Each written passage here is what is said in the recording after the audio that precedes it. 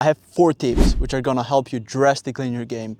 If you're a professional, amateur, senior, whatever handicap you have, this is gonna help you so much. So let's tune in and let's go into the first one. First thing, right?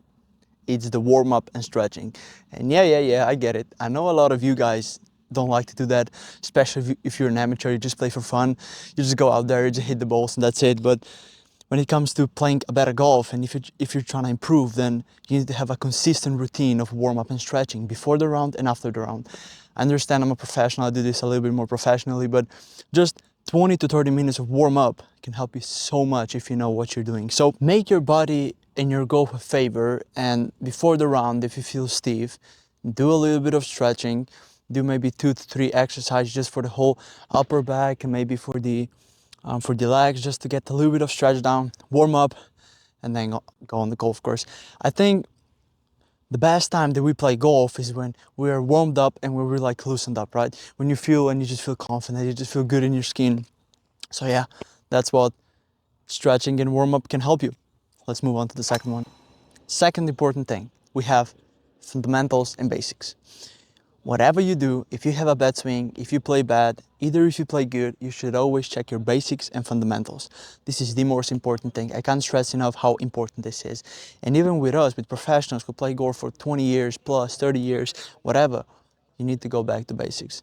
Every single time that you play bad, basics, basics, basics. That means posture, grip, how you stand. Look, if you aim 20 meters from the flag, then what's gonna happen? Your swing is gonna be shit because you're gonna be trying to compensate that and actually hit on the flag. You're gonna push the ball and everything's gonna be wrong. So go through fundamentals. I'm gonna do a separate video on this one just to cover everything from short game to long game to pitching, to mindset, and you're gonna have everything divided. So you're gonna have everything in a single video or maybe 2 to 3 videos. So let's move on to the third one. Now we're at the third tip, and it's about excessive club head speed. I know, I understand that you want to hit the ball as far as possible and you want to be the longest, but there's just certain things which you cannot do to have a stabilized golf, right? You have to have a balance between a power and stability. So if you're, how can I say that? If your body and your technique doesn't allow for you to hit 300 yards and being stable with every single shot, then you should not do that. You should take your 10 or 20% power down and try to stabilize your swing and then go from there. If your technique and your swing allows you to hit the ball far and your body doesn't, then work on your body. Don't try to swing it like and all sorts of stuff and just trying to get the club head speed. It might work for some percent, but you're not going to be stable with the swing. So I can give you my personal story.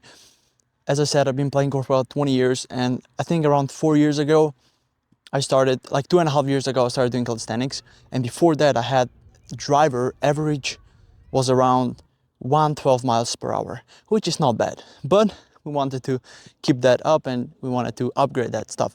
So I started working on my muscles, on my upper body, running and all sorts of stuff. And I went from 112 to 123 miles per hour average, which is, beyond the average on the tour if you look at the stats.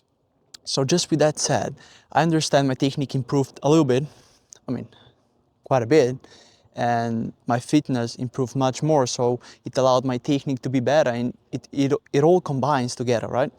So if you're struggling and if you're just trying to hit the ball, as I said, 300 yards, dude, lower your ego, get your 10% down, get your 20% down of power, and just, as I said, stabilize your swing and then go from there. All right, I think now we can move on to the fourth one. Let's go.